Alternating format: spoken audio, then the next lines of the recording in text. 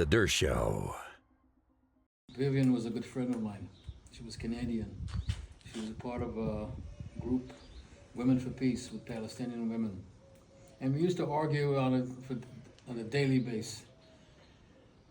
She would go to the entrance to Gaza to get sick people to get treated in Israel. On that day, apparently, she asked her younger son to call me to get out of the house.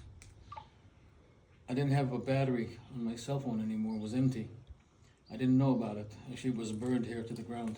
It took us about a month, even more, to recognize her body. First, we thought she was kidnapped too. After about a month, we were searching for remnants or anything that could identify what happened to her. And in the safe room of her house, which was full of about 40 centimeters of ashes, we found the remainder of her tooth, which told us she was actually murdered here and not kidnapped to Gaza. In most of the houses, they've been burnt, so that we can't tell what exactly happened in each house. They could have been shot and then burnt. They could have been burnt alive. In some cases, we only found remnants from the body, and this is how we identified that they have been murdered. But yes, as you can see, they brought tires and gasoline, and they were very well prepared for that. So that's why we can't tell for sure what happened, but we did find remnants of her body in the safe room. But I couldn't get near her house ever since. This is my first time I went in, and nothing. And you Nothing. wonder whether or not some of the people she saved and took to the hospitals may have participated in her murder. I'll tell you something else.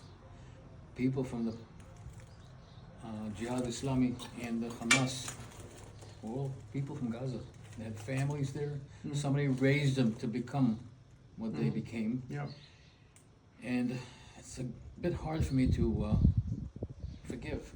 In order to survive in this part of the world, in the Middle East, in a way you need to act the same.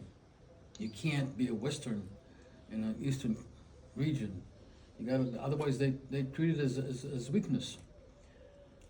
So the way I see, not be from the revenge or punish, they need to understand what they did on that day, on the 7th, was a tragic mistake as far as they're concerned. And whatever we do from then till today and on, I'm afraid, has to become from that point of view. Otherwise we won't be able to survive here. So here I am trying to tell people what we went through and hope that it's going to make a difference. It will make a difference. Thank you so much for sharing your grief and your memories of this wonderful woman. Thank you.